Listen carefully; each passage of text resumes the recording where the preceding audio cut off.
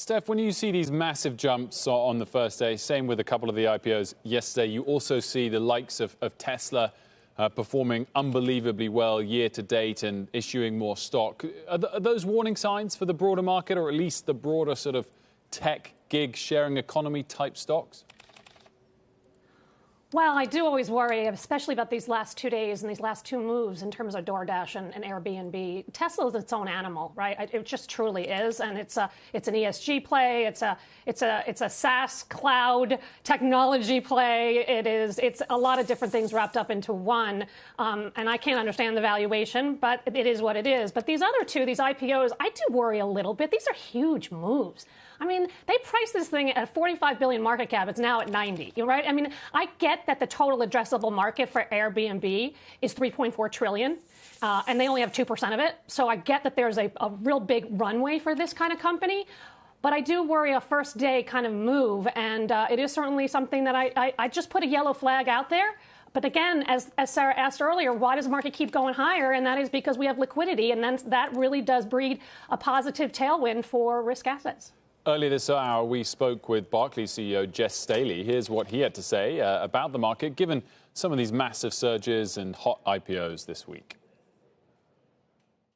The market is definitely pretty hot, and you've got also the phenomenon going on in the SPAC market. So we are seeing the impact of extraordinary liquidity and people trying to find returns.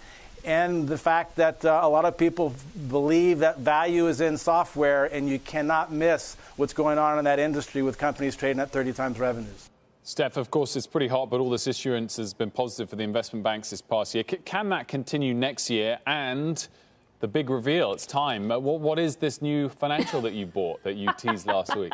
I've been waiting to get to this point. And I'm so sorry, it's been a whole week you've had to wait, but Blackstone is the position that I added to. I've owned it every day. I owned it in the past, but I just rebought it recently. And it's a low interest rate play because I don't think rates are going to get away from us. It is also a play on and a company that's going to benefit from investors changing their allocation slightly from publics to private. This company also generates huge free cash flow, and I think that's very steady, stable. And it's also from not only just from assets under management, but it's also performance. And so I do think that they can see earnings growth in the mid-teens, and it's only up about 11% on the year. So I think there's more to go. I thought Jess Staley's comments were spot on, and he did talk about liquidity. And I do not think that you're going to be able to see this same kind of capital markets activity. Very tough compares, but that doesn't mean you're going to go negative. That doesn't mean you're going to see a real huge drop. We're just not going to see expansion from where we are today. And, again, if you get a yield curve that is actually on the steeper side, which I think you will if the economy continues to recover, these guys should do pretty well.